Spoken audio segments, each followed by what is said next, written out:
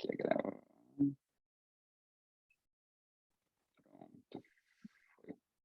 É, e ó, então, bem-vindo agora, pessoal. Estamos gravando aqui com duas presenças muito especiais para a gente conversar sobre um livro que eu terminei ontem à noite. Eu gosto sempre de terminar pouco antes dessa conversa para estar com ele fresquinho na memória. Eu estou aqui quase me matando de raiva porque eu esqueci em casa o livro. Então, não achei que eu ia ficar até tão tarde hoje no escritório, de onde estou gravando, então não estou com ele em mãos com as minhas marcações. Mas eu já tinha separado todas as perguntinhas e ele está bem fresco aqui na minha cabeça. Para conversar hoje com a gente está com a autora, Eliana Alves Cruz, e com a Luciana Brito também, que eu vou apresentar já as duas, os seus currículos extensos.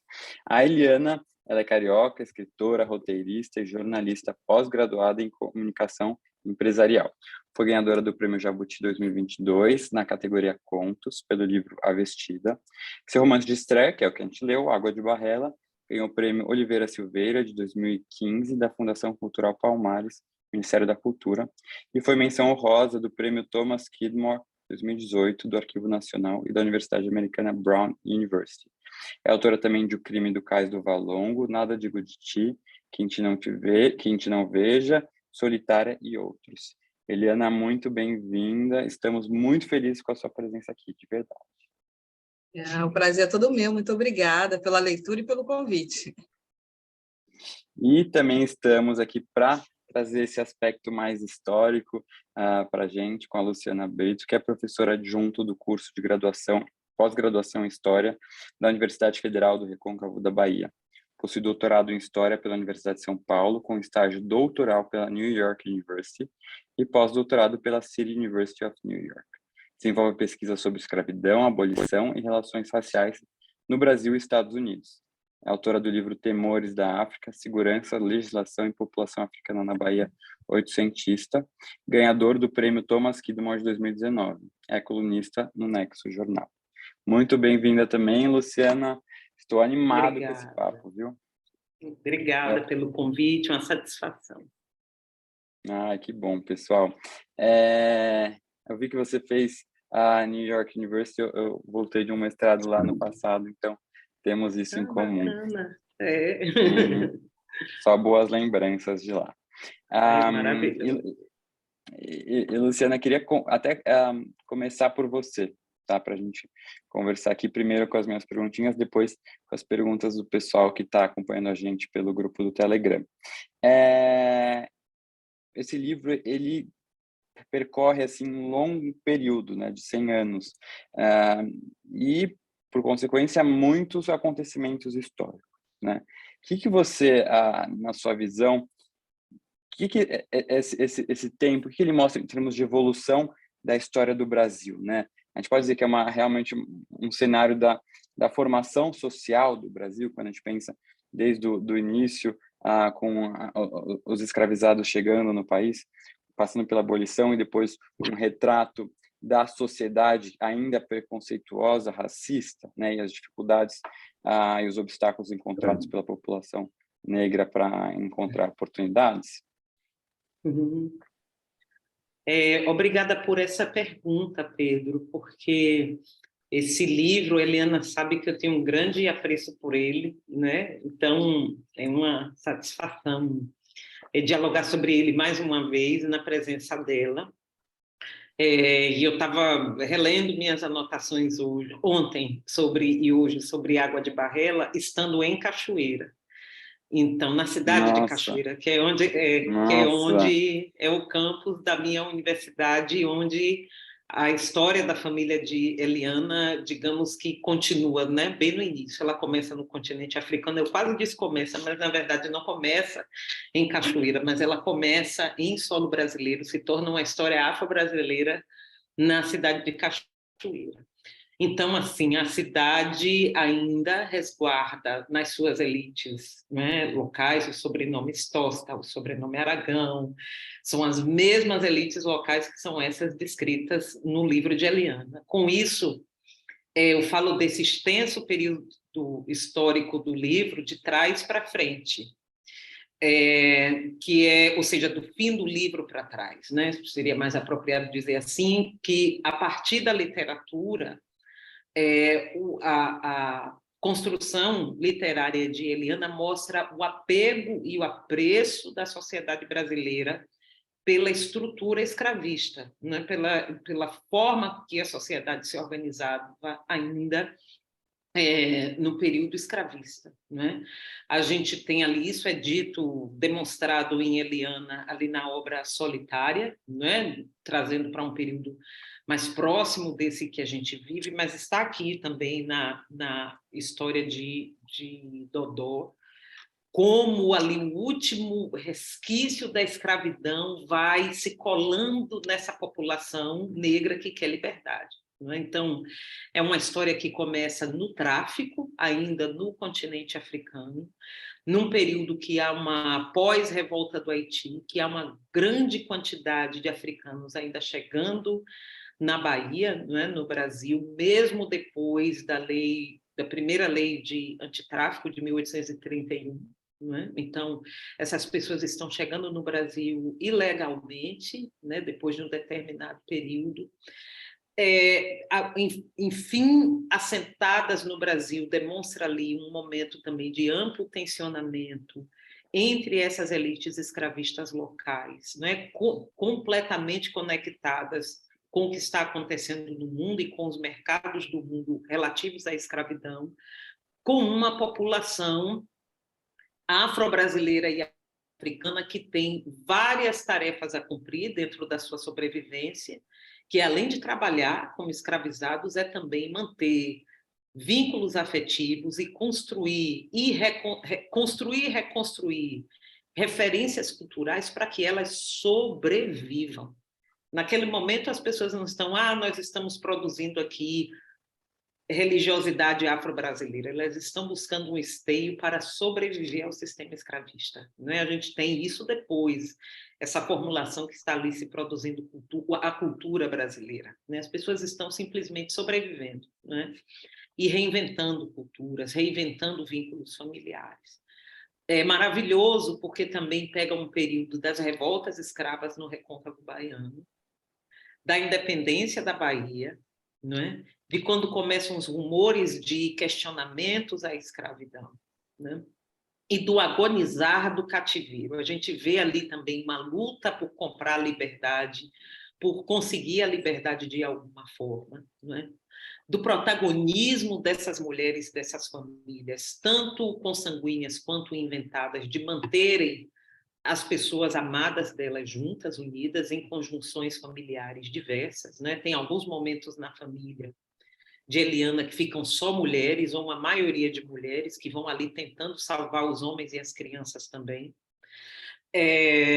O agonizar da escravidão também, ali nos últimos anos da década de 80, o movimento abolicionista, inclusive na cidade de Cachoeira, que tem um papel fundamental, assim como no período da independência, e como essas pessoas estão ali atentas a toda a trama política do Brasil naquele momento e discutindo, inclusive no âmbito privado, como é que elas vão navegar e se aproximar mais da liberdade nessa conjuntura política. Né?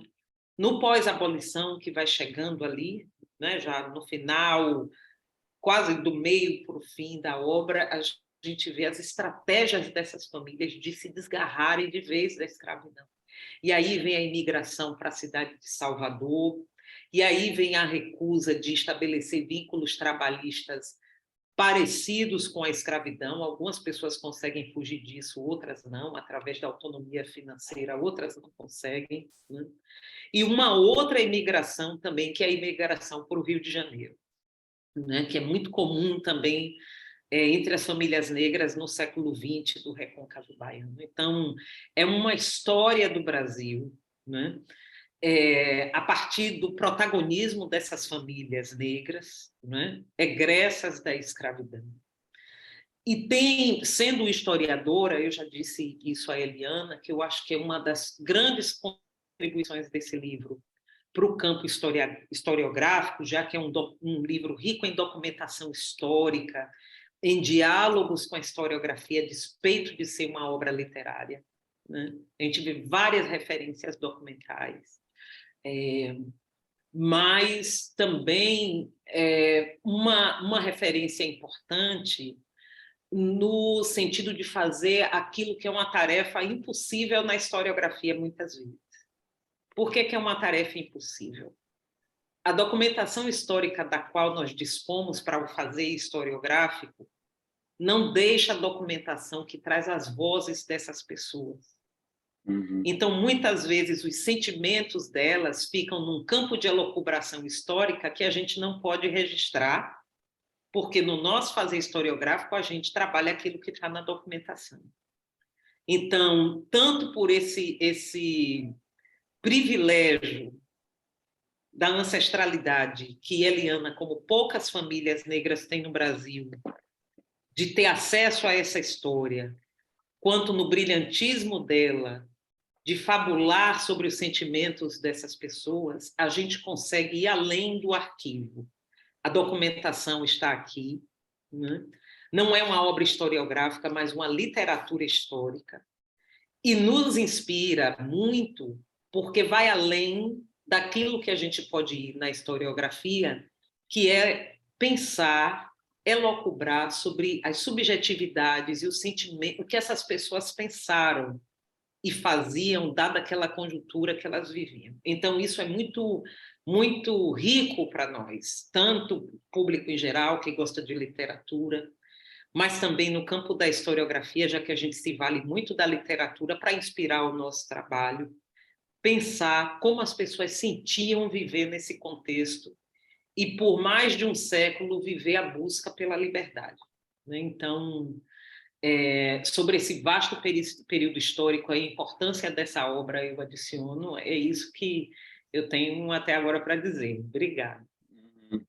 Não, incrível isso que você falou, dessa imensidão realmente histórica, até você dizendo isso de como os documentos não refletem as vozes, né, que estão por trás, as vivências que estão por trás, não são números, né, não são apenas nomes, são vivências, e o que a gente não tem, a Eliana fez com muita qualidade, né, preenchendo com as histórias que ela ouviu e também com, acredito, uma certa ficção. Isso até me faz lembrar um livro que eu li que eu gosto muito também, que chama Yotituba, Bruxa Negra de Salem, da autora caribenha Maryse Condé, que ela faz isso, né? Ela pega uma questão histórica, da questão das bruxas de Salem, pega a Atituba, né?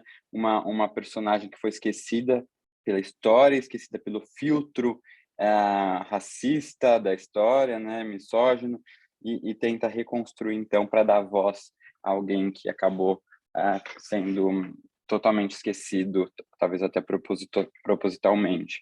E aí, Eliana, eu te faço uma pergunta aqui, que até é um reflexo de tudo que a Luciana falou sobre esse conteúdo histórico. Como foi esse trabalho de ter que não só trazer uma história familiar, né, que isso, imagino, tem uma demanda emocional muito grande, mas de fazer essa pesquisa, né, histórica tão grande. Como é que você fez isso?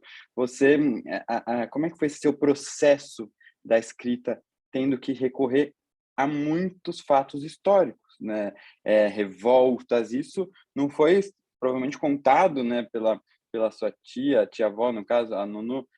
Como é que foi isso? Assim, conta pra gente, porque eu fiquei muito curioso pelo seu trabalho e a profundidade que você trouxe de detalhes e de fatos históricos. Pois então, olá, Pedro, muito obrigada mais uma vez, e Luciana, sempre aprendo demais com tudo que Luciana observa nessas obras, né? E nesse período histórico tão importante para a humanidade, não apenas para o Brasil. E a minha pesquisa, né? Como é que eu comecei essa história toda? Eu sempre observei, o começo é sempre o ser humano, então eu observava dentro da minha casa, uma família que eu não via retratada em nada do que eu lia, seja na literatura, seja no audiovisual, seja no... Eu olhava em volta de toda a fabulação que me cercava e eu não via minha família em nada, né? E não via minha família também, também não estudava na escola. a matéria História na escola que eu estudei, foi na escola, aliás, que eu aprendi e que a nossa história começava na escravidão, né? Então, a escola tem um papel preponderante na nossa vida, ela é muito libertadora, mas ela pode ser muito aprisionadora também, se a gente não consegue olhar a diversidade do nosso país, enfim, a riqueza da nossa história em profundidade. Então, eu, com essa curiosidade, e aproveitando o fato de que eu convivi com muita gente mais velha, né? Eu convivi com todos os meus avós, minha bisavó, tias-avós, e os amigos dessas pessoas, que também eram pessoas idosas, então eu tinha muitas histórias orais. Então, o começo foi aí, né? Eu colecionava histórias orais. Eu tinha essa coleção de histórias orais, meu pai conta muita história até hoje.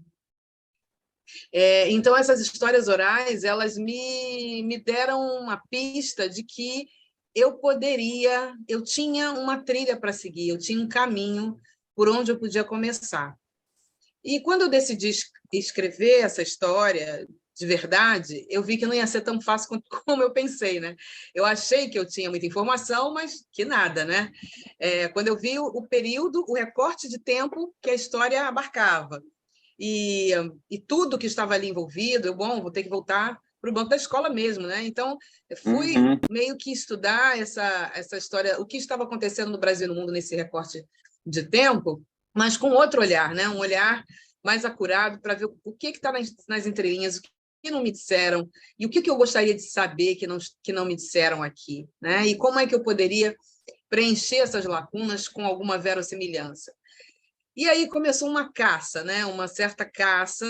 Eu acho que eu tenho a sorte, não sei, o privilégio de ter uma família muito bem documentada. Nós temos documentos da vida mesmo, certidão de nascimento, de casamento, de óbito. Esses documentos falam mais da gente do que a gente imagina. Título de eleitor, fotos, fotografias.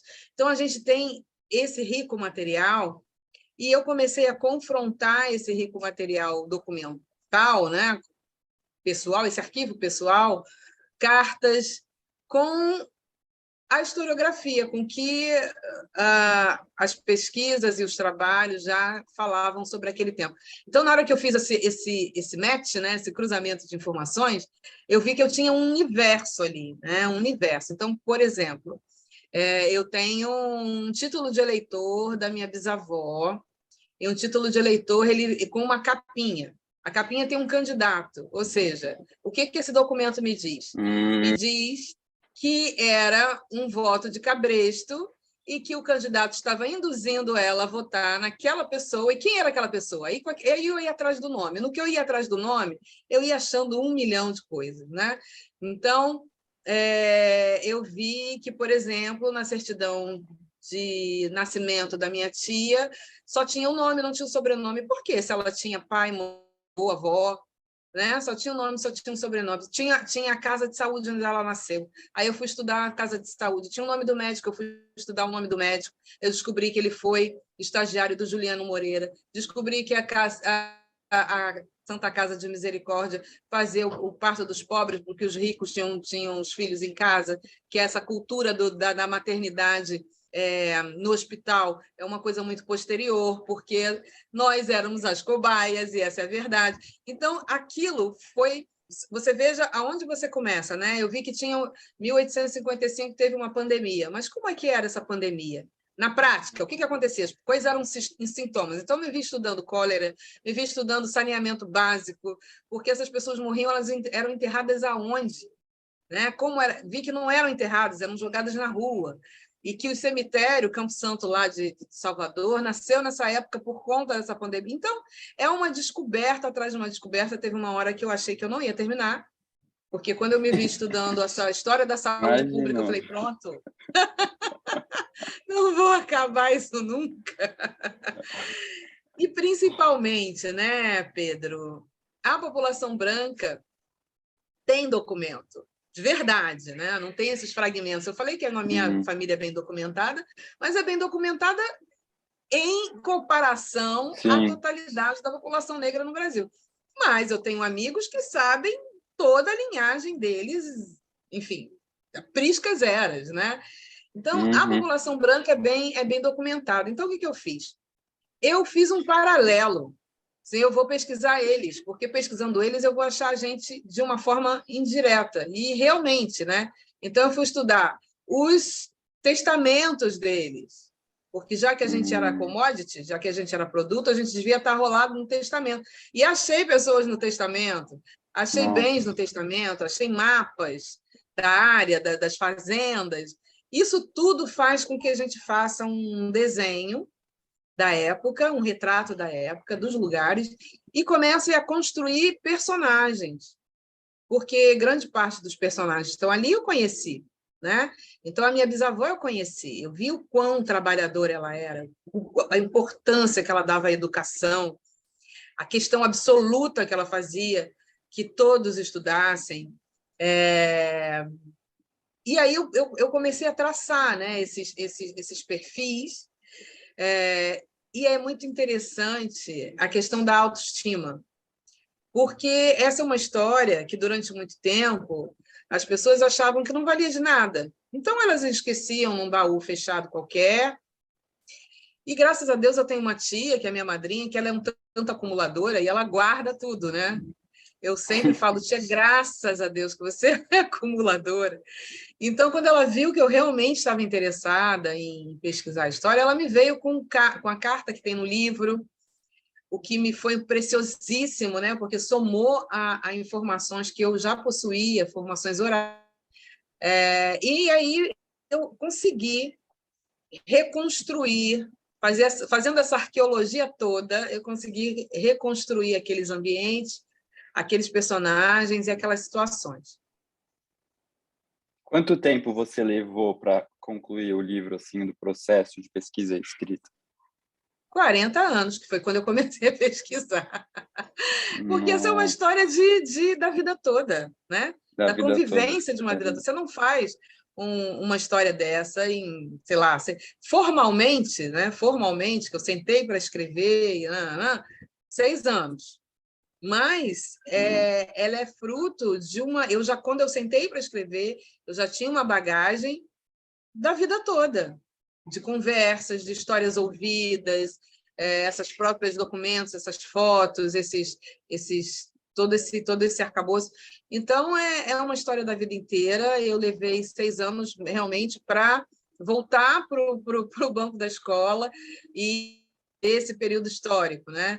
E aí eu tenho uma amiga que fala, isso aí é um mestrado, é um doutorado, né? É um mestrado e um doutorado. O mestrado é 2 anos, o doutorado são 4, você fez mestrado e doutorado de uma vez só, fazendo esse livro. E eu sinto um pouco assim, realmente, porque eu precisei, nossa, a história da capoeira, milhares de Nossa, coisas, né? é muita coisa que você É aborda. muita coisa, é muita coisa. E muita coisa ficou de fora também, né? Porque. E com isso esse livro deu filhotes, né? Deu outros livros. Sim. Senão você não ia acabar nunca também naquela coisa, porque vai ter sempre Nunca. coisa a mais para você colocar. Você, né, você não vai terminar. Escrever um livro já é difícil terminar, né? Aceitar, ainda mais um com tanto conteúdo histórico, e aí os documentos que você vai, como você bem disse, descobrindo uma coisa cada vez que você procura, né? Vai descobrindo outras coisas. E quando você começa a falar que você não lia e não encontrava nada sobre a história da sua família, nem nada parecido, me veio muito à mente uma frase da Toni Morrison, que é aquela, né? Se há um livro que você quer ler, mas não foi escrito ainda, então você deve escrevê-lo, né? Que foi Sim. um pouco o que você fez. E voltando para a Luciana, quando a gente pensa na história do processo de escravização no Brasil, o que difere o que aconteceu no Brasil, talvez de outros países que também tiveram essa brutal, né, forma de trabalho, e qual foi a dimensão desse processo no Brasil, assim? Porque são números muito grandes, né? O quanto isso impactou na formação do Brasil como um país, e na estrutura social.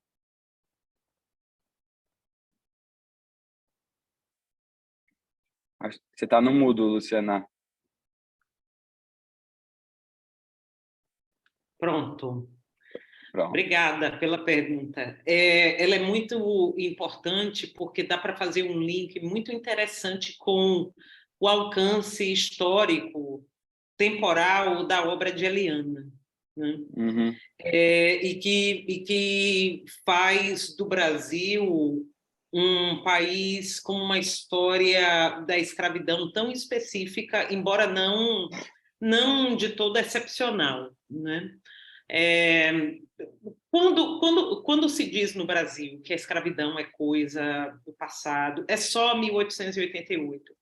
E a gente sabe quanto as relações de trabalho, por exemplo, né, diante dos casos recentes de trabalho análogo à escravidão, o quanto o trabalho escravizado como referência ainda é um apego das relações de trabalho da sociedade brasileira, e isso não é por um acaso, né? É muito comum a ideia de um tratamento humilhante, vexatório, desumano, em relação às pessoas que estão prestando um trabalho para determinada pessoa que as contrata, o empregador. Isso está na sociedade brasileira hoje, né? Mas eu estou dizendo isso porque a escravidão no Brasil, o Brasil é o último país a abolir a escravidão em 1888. E a escravidão no Brasil não acaba em 1888, né? A gente pode ver isso no livro de Eliana, a gente pode ver em algumas obras historiográficas que, por exemplo, no Recôncavo Baiano, quando se abole a escravidão no 13 de maio de 88, nas áreas reservadas dos engenhos, alguns senhores de escravos ficaram calados, né? Então, só muito tempo depois as pessoas tiveram notícia que a escravidão tinha sido abolida, né? Uhum. E como havia uma resistência muito grande dessas elites escravistas de mudar as relações de trabalho radicalmente, não é? Ainda que pagando salário, não é? Era um salário que vinha carregado também, sendo negras e negros, esses trabalhadores, ainda que recebessem pagamento pelo serviço que prestavam, mas ainda estavam sujeitas e sujeitos a práticas humilhantes nas relações de trabalho. Isso é fruto de um país que aboliu a escravidão em 1888, né? Bom, mas falando de tráfico de africanos, que eu acho que está mais relativo à sua pergunta, o Brasil foi o maior país escravista das Américas, né? Eu digo em termos também de importação de africanas e africanos para o país, né? Como o livro de Eliana demonstra, embora durante um bom período a maioria, quase totalidade, fosse masculina, mas esse tráfico também trazia muitas crianças e bebês. Eu estava, por coincidência, no Arquivo Municipal da cidade de Cachoeira semana passada. As mulheres chegavam com... Ainda existem esses documentos que a Eliana consultou, dos inventários dessas famílias do engenho, do Iguape, do engenho Natividade. A lista é enorme, Pedro, de crianças, de mulheres que viviam nesses engenhos, e que isso tem muito presente no livro de Eliana, de pessoas que, ainda que libertas, continuavam nos engenhos porque ou o marido ainda era escravizado, ou o filho era, ou a mulher era, ou simplesmente porque a família queria se manter unida. Então, haviam naquelas famílias pessoas escravizadas e pessoas libertas. Então, realmente, esse modelo escravista era estruturante até para pessoas que não eram mais escravizadas, né? Não significava que toda uma família era liberta, mas haviam ali numa família pessoas libertas e escravizadas. O Brasil sozinho foi responsável por 40% do tráfico, né? Se eu não me engano, Nossa. O segundo país que mais importou africanos foi a Jamaica. A Jamaica importou pouco mais de 1 milhão de africanos. O Brasil sozinho importou quase 5 milhões de pessoas ao longo de quase 400 anos de tráfico. Para a gente comparar com os Estados Unidos, nos Estados Unidos foram importados, durante o tráfico de africanos, cerca de 400 mil pessoas. O Brasil, quase 5 milhões. Estados Unidos, cerca de 400 mil. É uma diferença enorme. Nos Estados Unidos, o tráfico acaba em 1808, um ano depois da Inglaterra, que foi em 1807. E mesmo o Brasil sofrendo, durante todo o período do tráfico, a pressão inglesa pela supressão do tráfico, no Brasil chegaram africanos até a segunda metade do século XIX. O que isso nos diz? Nos diz que essas trocas afro-brasileiras e africanas aconteceram durante todo o período escravista brasileiro, até a segunda metade do século XIX, até o final do século XIX, posso dizer. Com isso, o que é que eu estou querendo dizer? Eu estou querendo dizer que a influência e as ressignificações dessa cultura, religiosidade e forma de viver africanas no Brasil foi muito presente quando em outros países que já tinham se abolido o tráfico muito antes, como Estados Unidos, não eram mais. Também havia essa presença, esse referencial das remanescências africanas nessas sociedades, como nos Estados Unidos, né, que foram reinventadas lá, recebendo elementos locais e de outras culturas, como no Brasil. Mas esse trânsito e vínculos com as diversas sociedades africanas no Brasil foi peculiar, porque esse trânsito, seja via tráfico, seja porque as pessoas libertas estavam lá e cá o tempo todo, inclusive por razões religiosas, foi muito constante no Brasil até um dia desses. Então, o impacto do tráfico, né, desses anos de escravidão no Brasil, quase 400, se reflete na população brasileira, majoritariamente negra, a maior população fora da África, né? Se reflete em vários aspectos negativos, como esse apreço pela escravidão, né? Nas relações de trabalho, nas interações sociais, a gente vê um impacto enorme, né? Também na história da riqueza e dos privilégios e da acumulação no Brasil, né? As grandes famílias são facilmente linkadas a partir de uma pesquisa histórica, como essa que a Eliana fez, a famílias que tinham relações, né, com a escravidão através de grandes engenhos, né?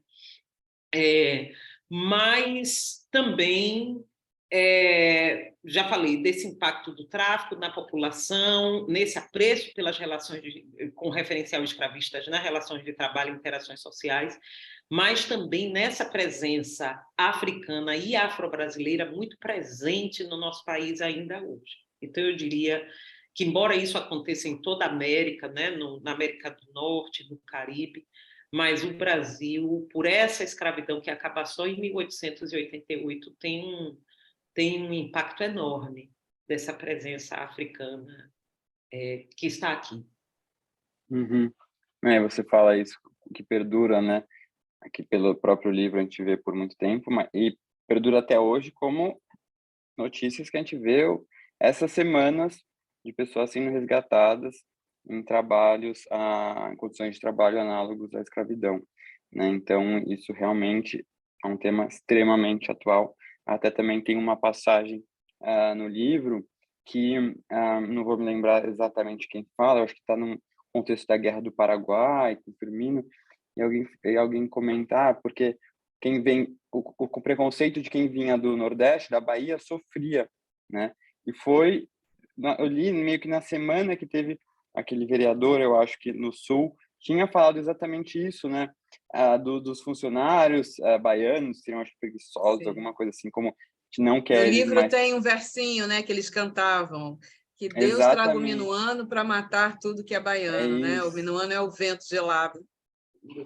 Exatamente. Então, é muito atual, né? E é assustadoramente atual. E aí, Eliana, quando a gente lê o seu livro, tem passagens bem pesadas, né? De violência, torturas, de separações de famílias, né? Crianças na vinda, né? Nos navios, que também me lembrou um pouco do que eu li no Defeito de Cor, né? Que também tem vários detalhes.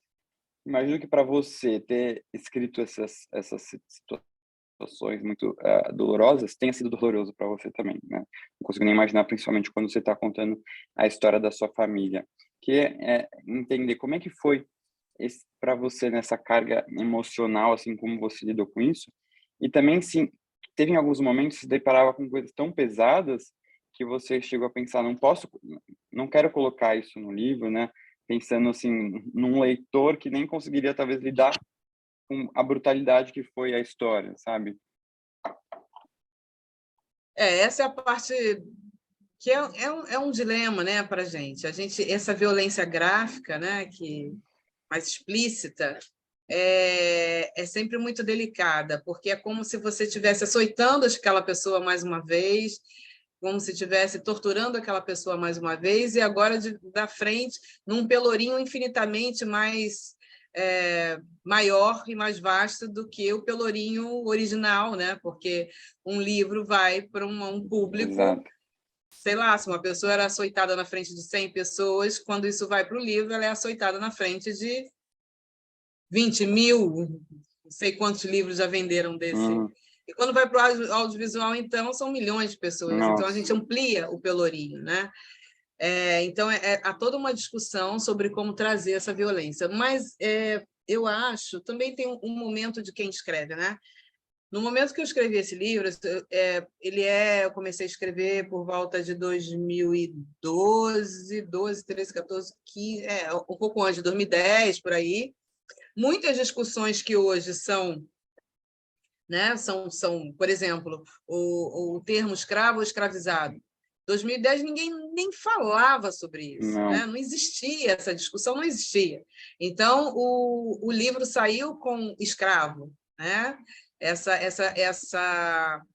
discussão é algo posterior, trazido pela Macota Valdina.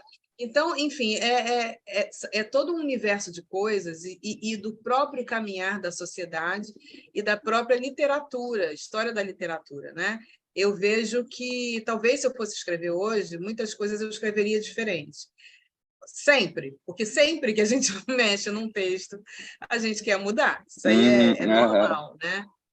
Mas, por outro lado, eu achei necessária algumas passagens, porque foi a Luciana mesmo que disse uma vez numa live que a gente participou.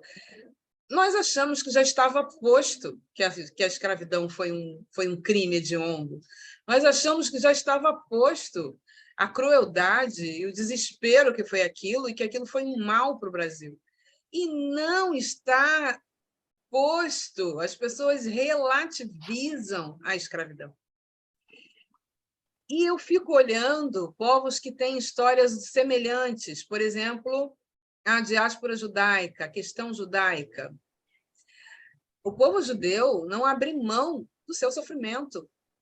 Não abre mão. Não tem um ano que não vá um filme, que não exista um filme sobre o Holocausto. Não tem um ano que os sobreviventes de Auschwitz-Birkenau façam uma homenagem aos seus mortos e televisionem isso. Né? Eu fico vendo, tive a chance de ir a Hiroshima, fui ao Museu da Bomba. Eles levam crianças de 5 anos para ver aquele museu, que é um espanto, aquele museu, né? 5 anos, desde o jardim de infância até o último ano da escola, as crianças visitam aquele museu todo dia, todo ano. Por que isso? Para evitar a repetição e para que essa realidade cruel não fique posta como algo... mas não foi bem assim. Como a gente ouve todo dia no Brasil com relação à escravidão, né? Qualquer dor é mais legítima do que a dor da escravidão. Porque as pessoas... Isso já aconteceu há muito tempo. Gente, 1888, na linha da história. Aí, com 388 anos. Então, e a gente tem todas as marcas na nossa sociedade até hoje, né? Então, eu acho que, às vezes, a violência é um tanto mais gráfica, ela tem um papel de dar um sacode, sabe? De acordar. Então, um ou outro evento eu coloquei no livro, não coloquei nem um terço do que aconteceu. O crime do Cajolongo tem um incidente muito, muito pesado, que eu achei que deveria colocar, né? Algumas coisinhas, mas é isso, porque a gente vai se distanciando no tempo e vai esquecendo, né? Vai apagando aquilo. Imagina, essa tortura não foi tão grave assim, isso não foi tão pesado assim, isso não é assim, essas pessoas não... Sabe? E aí a gente repete tudo com outra roupagem. Não, Aí a gente abre um site, tem 227 pessoas escravizadas numa vinícola no sul do Brasil. A gente tem um festival Lollapalooza feito em cima de trabalho escravizado.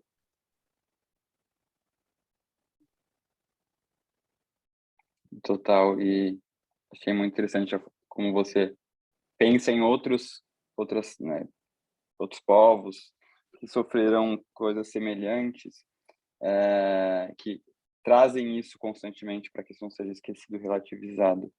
É isso, né? Quando você pensa, mas ler isso me dói tanto, mas é a história sendo contada, né? Não dá para você diminuir algo que já aconteceu, que você vai cometer uma injustiça também, né? Por quem sofreu isso. E Luciana, quando a gente pensa nessa abolição, né? Eu acho que tem, ainda que isso venha sendo desconstruído, tem muitas ideias erradas sobre, eu acho que a questão da abolição. Desde pensar na princesa Isabel, que teria sido boazinha, e abolido a escravidão, e como se isso tivesse sido algo assim, pensando na população escravizada, né? Foi algo que envolveu interesses, na verdade, econômicos e políticos, né? E como isso também demorou a entrar na mentalidade da população, né? Apesar de não ter mais formalmente a escravização, como isso perdurou na história, sem contar o que acontece até hoje, né?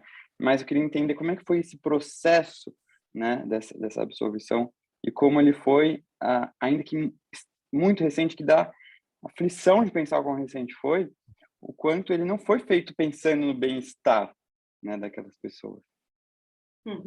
Sim.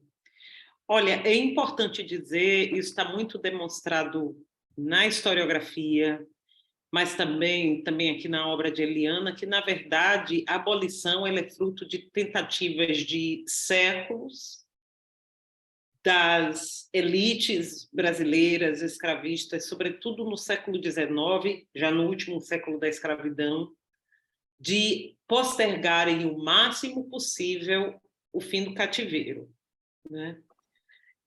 Então, aquelas leis que a gente aprende na escola, sexagenário, lei do ventre livre, até chegar na abolição, a gente vai vendo ali que, aparentemente, de uma forma muito ingênua, a gente aprende que, olha, como ali tem um esforço gradual de abolir, mas as elites nacionais escravistas e políticas, estão atentas ao que está acontecendo no mundo, ao que está acontecendo em Cuba, que abole a escravidão, acho que é 86, ao que está acontecendo nos Estados Unidos, que foi um choque abolir a escravidão em 65, no fim da Guerra Civil. Quando os Estados Unidos abolem a escravidão, com o fim da Guerra Civil em 65, as elites e escravistas brasileiras entram em polvorosa e a população escravizada brasileira também.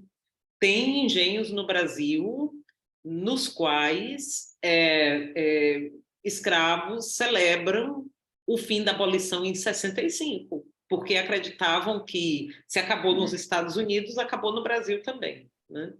Então, há um esforço dessas elites nacionais de arrastarem o cativeiro o máximo possível, mas também há um esforço enorme de diversas formas dessa população escravizada e liberta de acabar a escravidão também. Então, quando os primeiros personagens do livro chegam no Recôncavo Baiano, ainda no século XIX, é um período que o Recôncavo está assim, tendo revoltas escravas quase todo dia. Né? Então, é um período muito tenso. E isso é respondido com muita violência senhorial e violência policial também, que é o que a gente está vendo aqui no livro. Os senhores e senhoras eram profundamente perversos até o último grau ao punir pessoas que estavam envolvidas em revoltas ou que tentavam fugir. Né? Então, tem um tensionamento, tanto dentro das casas grandes, em formas de resistir individualizadas, em fugas, quanto também tem um processo de desgaste da escravidão através das revoltas amplas, organizadas. Né? Mas eu gosto muito também de uma coisa muito honesta que Eliana faz, que, sobretudo, através das mulheres, porque quando a gente pensa em revolta, a gente pensa nos homens, né? Mas como as mulheres, numa resistência, muitas vezes, muito silenciosa, estão ali fazendo um outro movimento, que também foi um movimento profundamente importante, e aí eu não exagero em dizer que é o movimento da resignação. Quando Isabel está prestes a ser violentada pelo senhorzinho, né, e que ela é preparada para isso, inicialmente ela é preparada pelas mais velhas. Vai acontecer isso aqui com você, e você não tem que morrer por isso. Você ir para o tronco é pior. Não é? Eu reli essa passagem ontem. Não é? Então, não é o ideal. Tem um monte de sofrimento em uma pessoa que está sendo preparada, uma menina preparada para ser estuprada, não é? Mas o que aquelas mulheres estão fazendo você tem que resistir a isso aqui. Então, a resistência à escravidão, resistir não, sobreviver. Uma vez que resistir, bater no senhorzinho, não era possível fugir daquilo. Então, não se fazia o fim do cativeiro somente com essas pessoas que fugiam, que se revoltavam, mas dessas pessoas também que ficaram e que foram criando um problema para as elites escravistas, porque os filhos delas foram nascendo libertos ou nascendo livres. Essas pessoas iam aumentando de número ao ponto de, na Casa Grande, a minoria era uma família branca, a maioria dormiam cercados de pessoas escravizadas, revoltadíssimas, então não dormiam em paz, mas que detinham o aparato da violência. Não é? Então, assim, quando o 13 de maio de 88 chega, a escravidão ela era tão fundamental para a manutenção de Isabel no trono e de um suposto quarto império, o quarto reinado, né, da família real portuguesa no Brasil. A escravidão é tão fundamental que 1 ano depois que a escravidão acaba, a república é decretada. A monarquia não se sustenta, né? E o reinado de Isabel não acontece. Né? Então, assim, uma vez que essa classe senhorial é contrariada, ela não sustenta mais a permanência dessa família real portuguesa, né, luso-brasileira, no trono. Só que o que é que acontece com a República? A República diz a essas elites nacionais o seguinte: olha, a escravidão acabou, mas não significa fim de desigualdade, fim de racismo, e não significa que esses libertos vão ficar aí à toa fazendo o que quiserem. Então, aí a gente tem um outro marco histórico. A gente tem a República em 89 e o primeiro Código Penal em 1891, 2 anos depois. Né?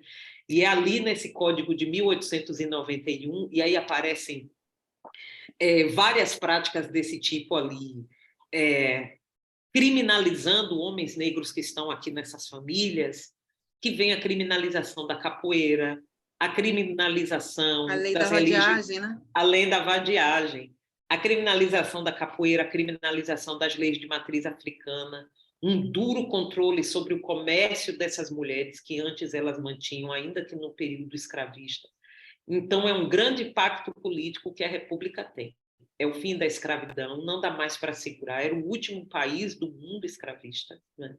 Mas as desigualdades serão mantidas, e ali uma forte criminalização das práticas dessa população, não é? E uma forte vigília sobre essa população também. Então, é isso que a gente vê acontecendo hoje. O racismo continua, a desigualdade racial, a exploração do trabalho, a criminalização do cotidiano das pessoas negras, não é? Como está lá, Eliana acaba de citar na lei da vadiagem, não é? Que acontecem nas comunidades negras e pobres do Brasil. Então, eu responderia a essa questão dessa forma, né, sobre esse impacto de quem é o protagonismo da abolição. Eu diria, e há uma historiografia mais recente que reconhece o papel das pessoas escravizadas e libertas, não é? Tem ali um jogo político que enfraquece a família imperial, não é? E tem a República depois com o Código Penal, né, o Código Criminal que garante a manutenção das desigualdades e o controle sobre essas populações negras, que resulta nesse cotidiano racista que a gente, escravocrata que a gente ainda vive. E, Pedro, se você me permite um adendo com relação a essa questão da violência, né? A minha irmã é juíza federal. E eu me lembro que ela falou uma vez que, assim, uma coisa é a pessoa, quando ela faz a primeira audiência, condenou. Outra Uhum. coisa é a pessoa, 6 meses depois, quando ela vem e já passou pelo sistema prisional e já ficou um tempo presa. A violência quebra o espírito. A pessoa já não te olha, a pessoa mudou de cor porque ela toma sol, ela, né? ela não vive na liberdade, então ela tem uma cor de pele diferente, uma cor macilenta. A pessoa mudou, é outro ser humano, ao quebrado. A pessoa fala baixo, a violência ao quebra o espírito. Então não é à toa, isso é um método. As pessoas saíram de lá, eram capturadas apanhando, entravam no navio apanhando, apanhavam de lá até aqui, chegava aqui, descia aqui apanhando e vivia a vida na tortura, porque só a violência é o quebra o espírito. Se você é uma família, você, sua mulher, seus filhos, cercado numa fazenda, com uma senzala, com, sei lá, 200 escravizados, como você vai controlar essas pessoas se não for ao quebrando o espírito de liberdade que elas possuem? Só a violência faz isso. A violência física, só a tortura faz isso. Então, não há como a gente contar uma história sobre esse período e sobre essas pessoas sem citar a violência. É adocicar Uhum. uma história que não tem engraçado. É feita em cima da cana-de-açúcar, mas de doce não tem nada, Tem né? nada. Enfim, não posso concordar mais com você, porque você tem toda a razão. E Eliana, até indo um pouquinho para as perguntas, a gente tem tanta coisa para falar que eu vou trazer aqui já as perguntas um pouquinho dos leitores, que a conversa tá boa assim demais, ficaria umas 5 horas aqui ouvindo vocês. Deixando só vocês falar que eu tô aqui só de É intruso. um papo enorme esse. Exatamente. É o que você falou, um papo para a vida toda também, igual o livro. Uma das leitoras, ela pergunta que se a tia ela chegou a ler a obra, ou ficar sabendo da obra, e como foi para ela reviver isso, se ela tiver, né? Então, Tia Nunum é diagnosticada com esquizofrenia paranoide, né? Então, ela não lê, né? Não leu a Uhum. obra. Ela sabe ler, mas ela não enxerga mais. Ela vai fazer esse ano 102 anos. Nossa, ela é viva ainda. Tá vivíssima, Gente, vivíssima. Vai fazer ai, 102 anos, mas não lê mais, porque ela não enxerga. Mas a coisa mais bonita, né? Eu comecei fazendo aquelas perguntas, uma entrevista. Quando a gente acertou a mão na entrevista, primeiro ela sofria muito, porque ela revivia, e foi muito dolorido para mim ver ela revivendo os choques elétricos que ela sofria no hospital psiquiátrico, e ela tremia na cadeira como se ela estivesse recebendo o choque na hora. Então, é uma cena nossa. muito feia de ver, muito dolorida mesmo. Mas depois ela começou a entender que alguém se importava por aquelas memórias. E ela começou a sentir falta. Então, ela sempre que eu ia lá, olha, sempre que você chegar aqui, você vem conversar comigo, porque você sai, eu lembro de alguma coisa, você me pergunta. Uhum. Então, aquilo começou a fazer parte, né, ali da vidinha dela, e ela começou a Uhum. contar muitas coisas. E é muito interessante você ver como a pessoa volta a se sentir ser humano a partir do momento em que ela tem a memória dela valorizada, né? Alguém para Eu ouvir acho a que a história, né? humanidade, a devolução de humanidade que a valorização e a preservação da memória trazem.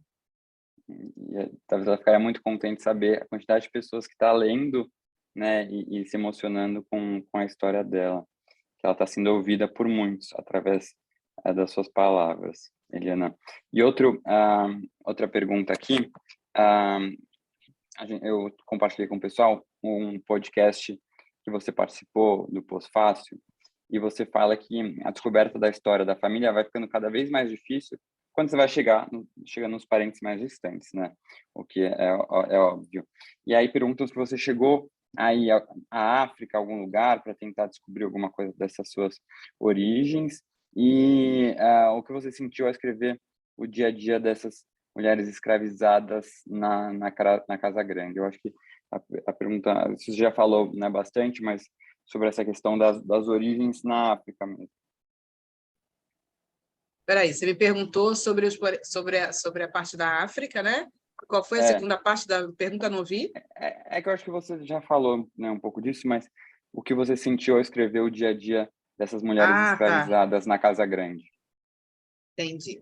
Pois então, a Tia Nunun me trouxe foi tão engraçado, porque o professor Walter Fraga Filho, né, um amigo nosso, ele falou assim, você perguntou a ela se vocês têm algum africano na família? E me caiu aquela ficha enorme, né, aquele meme da Laerte, né?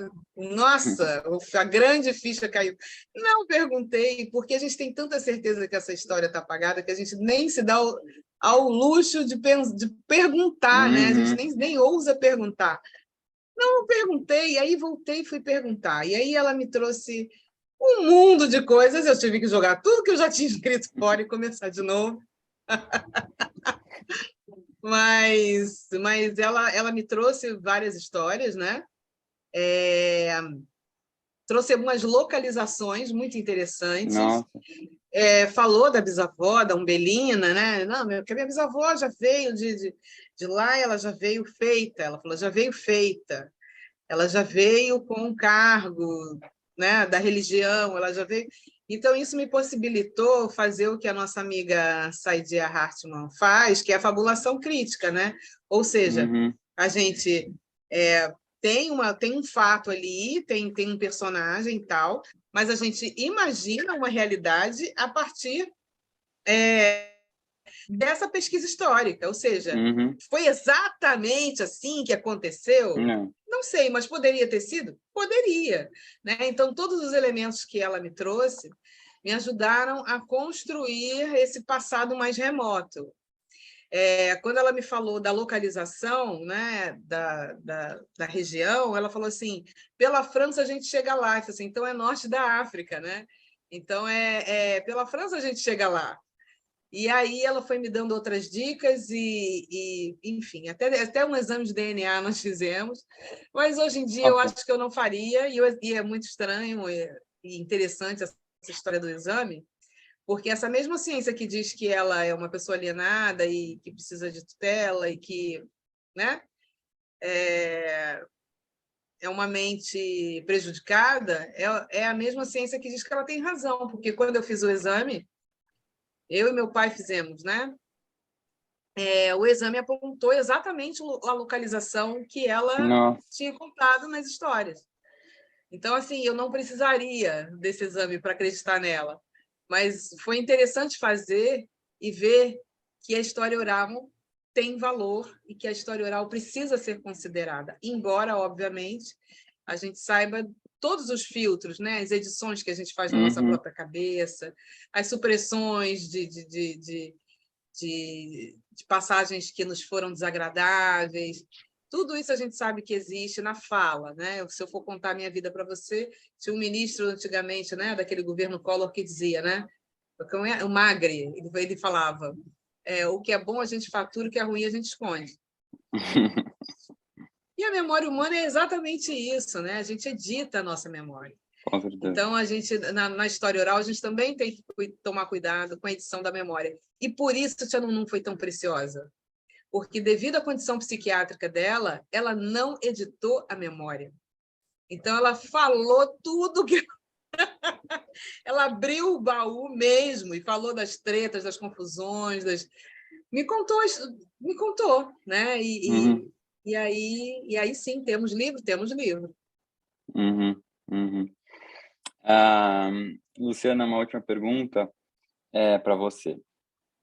Quando a gente pensa isso na volta mesmo, né, na África, nos países que na época nem eram países, eram, né, uma outra configuração, os escravizados, eles eram capturados e vendidos pelas próprias tribos, né, entre elas, pelos próprios conflitos. Não é que os europeus, né, os brancos chegavam lá e pegavam, né, eles já estavam lá dispostos para serem vendidos. Eu queria até entender como é que se essas tribos, né, que vendiam as pessoas a serem escravizadas, que também eram negros, se eles entendiam para onde estavam indo e a seriedade, né, do que eles seriam submetidos, né, só pelo fato de serem negros. Então, né, como é que era essa mentalidade de alguém que estava vendendo, tudo bem que era de outra tribo, mas o que fazia deles diferentes era o fato de serem negros e depois serem escravizados. Existia essa consciência do que ia acontecer com aquelas pessoas. Até no filme que eu assisti, A Mulher Rei, a mulher trata um pouco dessa parte, né? E isso é muito impressionante também, e nem as pessoas nem têm essa consciência muito grande hoje em dia, acho que aqui, sobre como era essa captura dessas pessoas que posteriormente seriam escravizadas. Uhum. Pedro, essa sua pergunta é importantíssima, importantíssima. E eu lhe agradeço muito por ela, porque uma vez que essa conversa vai ter um alcance amplo, então eu acho que do ponto de vista educacional, pedagógico, é importante que esse diálogo específico sobre esse tema tenha o maior alcance possível. Primeiro, é importante dizer que a escravidão é algo que faz parte da humanidade. Por exemplo, no século XVII, quando os primeiros colonos ingleses chegaram nos Estados Unidos, a maioria eram homens, né? O tráfico nos Estados Unidos começa cerca de 100 anos depois que começou no Brasil. Não parece que é isso tudo, mas no Brasil começaram a chegar africanos em cerca de 1530, nos Estados Unidos, 100 anos depois. Chegaram os primeiros navios negreiros ali na região da Virgínia. Mas o que eu quero dizer é que, quando esses colonos ingleses chegavam, os primeiros chegavam homens, né? Com o tempo, se percebeu uma carência de mulheres para se formar nos Estados Unidos uma colônia de, como a gente aprende na escola, de povoamento, né? E aí começaram a ser importadas meninas inglesas, órfãs, para trabalharem como servas e para casarem com esses colonos brancos, né? Elas não eram juridicamente escravizadas, né? Elas viviam um período de servidão e depois se tornavam livres. Mas o que eu estou querendo dizer é que até mesmo essa menina branca, inglesa, órfã, ali no século XVII, quando ela era levada para os Estados Unidos, ela ia numa condição, se não de escrava, muito parecida, né? Não era uma escravidão igual à dos africanos, mas era também numa condição parecida. Isso acontecia no Império Romano. Aliás, as primeiras leis brasileiras que estão lá no livro de Perdigão Malheiro tem muito do direito romano para falar da escravidão e do direito dos escravizados, de onde o direito brasileiro colonial, né, bebia, né, em origem, inclusive quando tratava da escravidão. E a gente vê ali também na região norte da África e sul da Europa, na Europa Oriental também, o tráfico de mulheres que existia. Então, o que eu quero dizer é que a escravidão aconteceu com todos os povos. Essa é uma coisa. Não é uma excentricidade dos povos africanos. O povo judeu também sabe muito bem disso, né?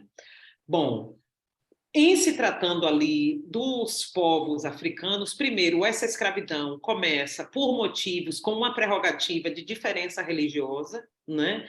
Ou seja, a população africana que vivia no norte da África e que era muçulmana, de acordo com seus dogmas religiosos, poderiam escravizar não muçulmanos, e aí eles desciam para buscar pessoas escravizadas, desciam do norte da África para a África Central, para a costa da África e para a África meridional, não é? E aos poucos, ali já no século XIII, XIV, começam a levar, é muito próximo, né? Como disse Tia Nunu, começam a levar pessoas africanas da parte central e meridional e ali do litoral africano, os árabes desciam para buscar e traficar e vendiam do norte da África para a Europa, né? Quando os portugueses e espanhóis chegam na costa africana, né? Aquela região que a gente conhece ali, que é mais próxima do Brasil, que tem Senegal, Benin, Costa do Marfim, aquela que era a costa dos escravos, quando chegam ali e que fazem os fortes, né? Que ocupam aquela região, os europeus tomam conhecimento desse mercado, tentam atravessar os árabes nesse mercado, né? Em uma quantidade muito maior. Era uma escravização por motivo religioso e era uma escravização por guerra, que eu não estou dizendo que era melhor nem era pior, mas que tinham parâmetros de escravização diferentes dessa que se estabeleceu no grande tráfico transatlântico, da África para as Américas. Então, a gente tem notícias, tanto na teledramaturgia, em filme e na historiografia, sobretudo, de pessoas de acordo com desses parâmetros locais africanos, que eram escravos, mas podiam se libertar, que eram escravos, mas não significava que a linhagem ia ser escravizada, que era escravizada, mas que era por um período, que era escravizado, mas se tornava um conselheiro, um tesoureiro, enfim, fazia parte da corte real, não é?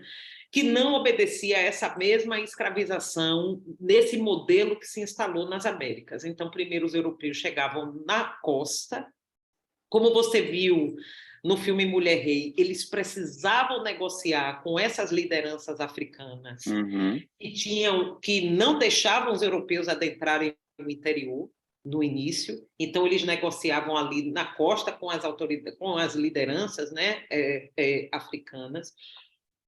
O que o tráfico transatlântico faz ao longo dos anos é a demanda por braços escravizados provoca um impacto enorme nas sociedades africanas, porque desobedece parâmetros de gênero, porque no início só se traficavam os homens. Desobedecem parâmetros religiosos, porque as lideranças religiosas eram consideradas importantíssimas e que tinham que ficar na terra. O tráfico, com o tempo, passa a desobedecer isso. Entram as armas de fogo e os cavalos, então a guerra não era mais com parâmetros que eram antigamente, com armas produzidas localmente, não é? Então, com um tiro se matava muita gente, com um tiro para cima muita gente se assustava. Não eram armas de fogo, com a entrada da pólvora aí nesse processo também. E, com o tempo também, as guerras entre grupos étnicos diferentes passaram a ter motivos mais fúteis, não é? Para alimentar... O que é que eu estou querendo dizer? Que a necessidade de mais pessoas traficadas para as Américas intensificaram a quantidade de guerras locais.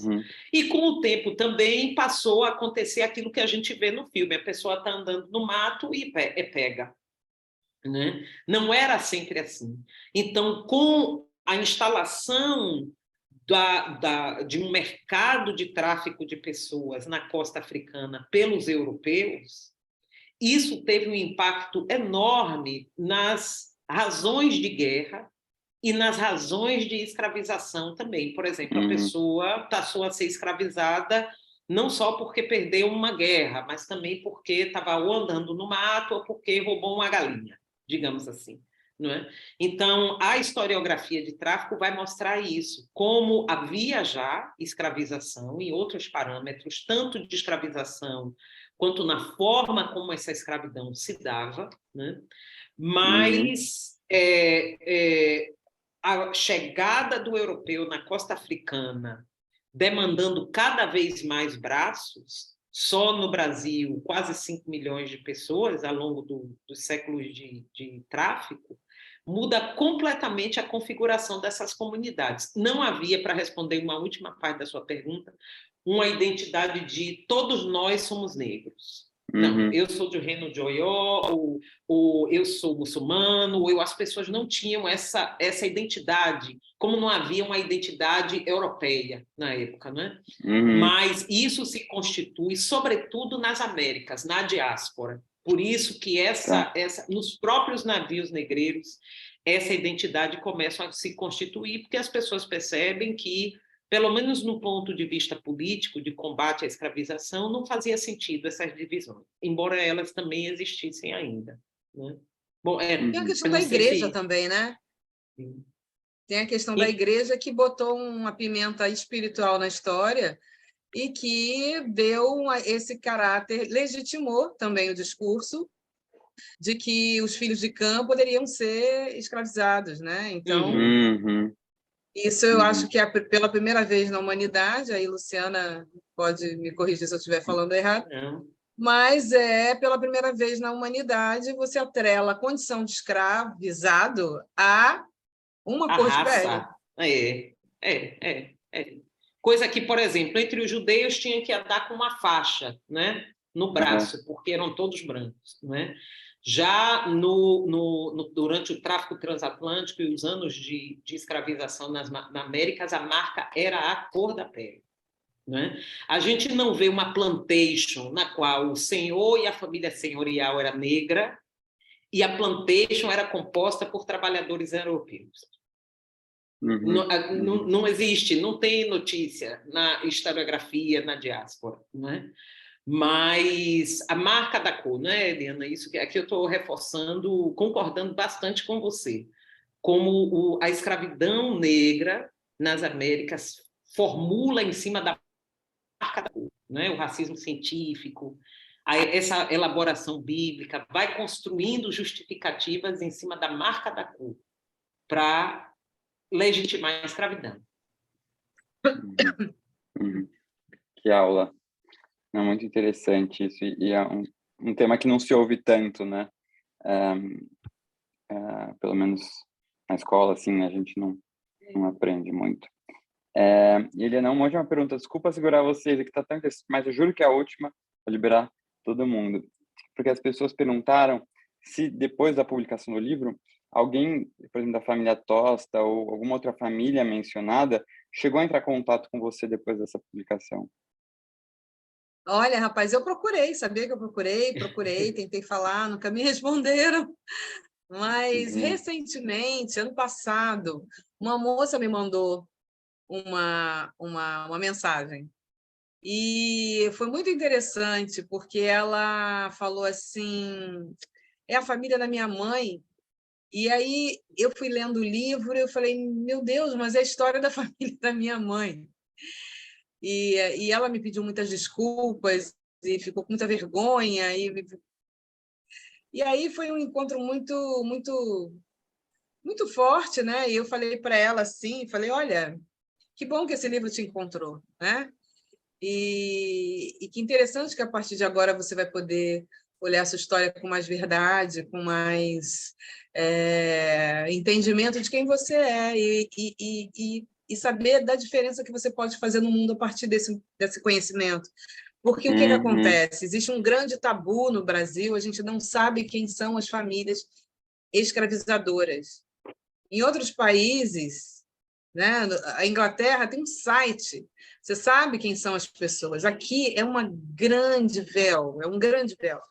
Quem são as famílias que recebem laudêmio? Não é só a família imperial, não. Tem famílias que recebem laudêmio porque eram senhores daquelas terras. Ainda hoje, no bairro de Botafogo, aqui no Rio, alguns prédios ali pagam laudêmio para a família XYZ. Quem são essas pessoas? O que elas uhum, fazem, né?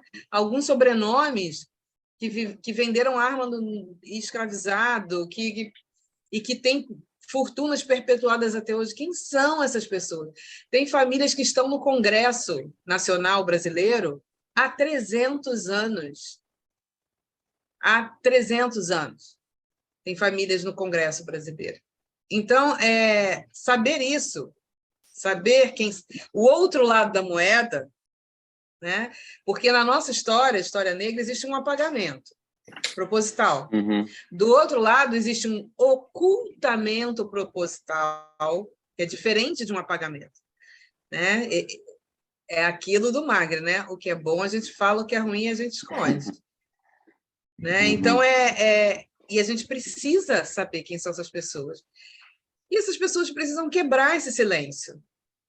Tem toda uma história ainda a ser descoberta. Né? uhum, uhum. Não, realmente, esse ocultamento é muito verdadeiro, assim. e não tem interesse em tirar, né, desocultar isso. Imagino que não Parte de seja muita fácil, gente. Pedro, entendeu? Imagino que não seja fácil, se você tem um mínimo de consciência social, ser uma pessoa razoável, não deve ser fácil você olhar o seu avô, bisavô, sei lá, Sim. e ver de tudo que essas pessoas foram capazes de fazer. Não deve ser fácil.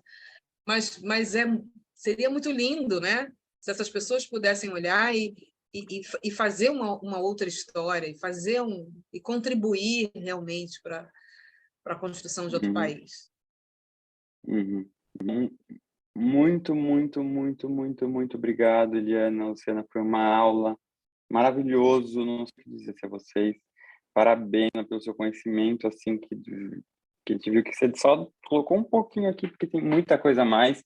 E Eliana, pela sua sensibilidade em trazer, né, as suas histórias e compartilhar isso com a gente por meio dos seus livros. Esse foi o primeiro que eu li seu, mas ó, já tô com outro meio engatilhado, e o meu próximo vai ser o Nada Digo de Ti, que a gente não veja. Eu fiquei muito Isso, eu vou interessado adorar esse. pela temática, até por ter um personagem também transexual, acho, né, eu por ser um homem gay que acabo, né, tendo interesse também por temas da comunidade LGBTQIA+, e eu acho que eu nunca vi nada sobre personagens LGBTQIA+, na história da escravidão.